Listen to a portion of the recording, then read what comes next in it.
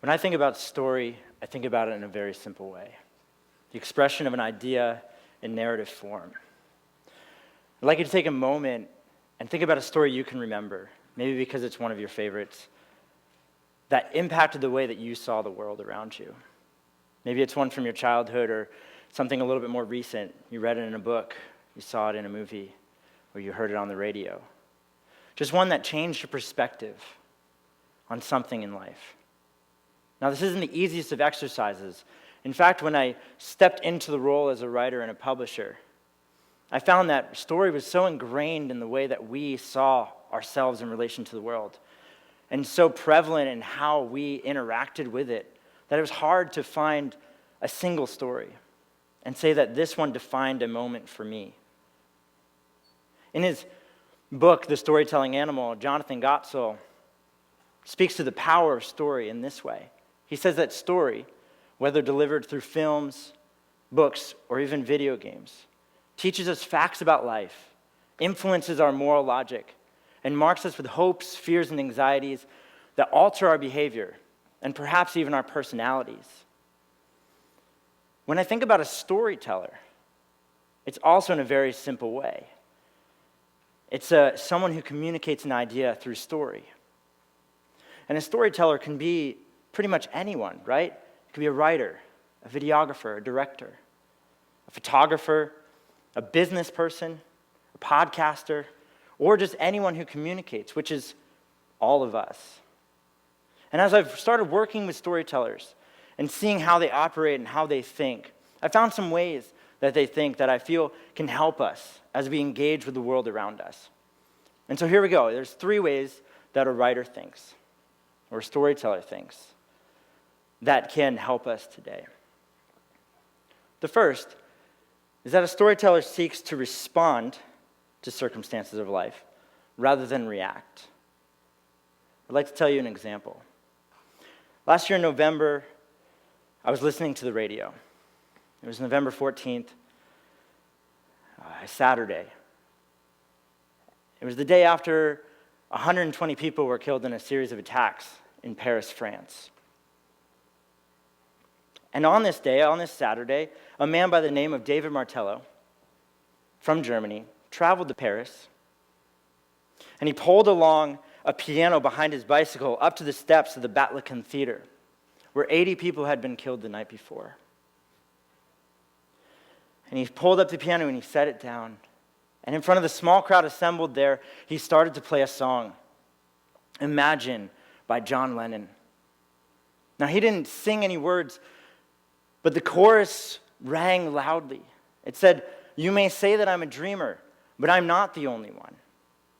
Perhaps one day you'll join me, and the world will be as one." And as I listened to this story, I was overwhelmed with the sense that this man, this artist, had found a way to respond to such a tragic situation in such a profoundly beautiful way. That in the face of evil, he was able to connect that small group of people there and show them a small but very bright part of humanity, at least for just that small moment. I believe a storyteller seeks to respond in a similar way, that they look into the face of something difficult and then find that way to act, find that way to speak that is informed and measured. And that's what I mean by responding. It's stepping back, looking at the context of the situation, looking how other people around us are reacting, and then finding that way to respond in that appropriate way that pulls people together. What I love most about this story is that connection that everyone must have felt in that moment, sitting, listening to it, and that I felt to them thousands of miles away, hearing the words in my head, "You may say that I'm a dreamer, but I'm not the only one." And whereas before they were connected through a very tragic situation, they were now connected through beauty, through this small moment. The second way a storyteller thinks that I believe can be helpful is that they step into the shoes of their characters. They immerse themselves into the people they are writing. And they do this to create an authentic, empathetic connection between the reader, the viewer, the listener, and their characters. And empathy is the line that pulls you through a story and is crucial for having the impact or creating the impact that a storyteller is going for. As a writer, we do this by writing from something called connected experience. This is the pinnacle of what is commonly known as writing as show, don't tell. And the best way for me to talk about connected experience is to build a scene for you using some of the tactics that a writer might use to write from the perspective of their character. So using the story from Paris, I'd like to add to it and say and tell you that there's a woman in the crowd that day and that she's holding flowers and she's crying. Now what I've done is I've just given you facts about the situation. You can of course deduct why she's there and why she's crying. But you are not there with her. You are not seeing things through her perspective. Let me go another step and say that there are barricades behind her and that she's sitting on these steps. I'd like you to picture people walking around in front of her. A constant movement, but she is sitting completely still, staring off into the distance, and tears are coming down her unblinking eyes. Now, I've given you more details. I've painted this picture a little bit more fully for you. But the writer seeks to get to the closest point, and they seek to get closer and get you closer to this situation. And so I can do that by telling you a little bit more why she's sitting there. She's sitting there because her eldest son was at the concert the night before, and that she had gotten a call that morning, and that she had come to the theater just to be as close as she could, to be where he was. And when she was turned away by the officers in the barricades, she turned and she sat on these steps, and she started weeping. But there's one more level down that as a storyteller we're seeking to get to, right? We're trying to get the closest that we can. Connected experience is a full immersion into the scene, and it's accomplished by telling it from the perspective of someone even closer to that character, someone within. So taking it out of my perspective and putting it in a character's perspective. So let me tell you one more time. From her perspective of her 15-year-old son. This son had begged his mother to let him go to that concert the night before. Had begged her, and she had said, no, this is your eldest brother's first concert, let him go with his friends. And she had sat up in the light all night long.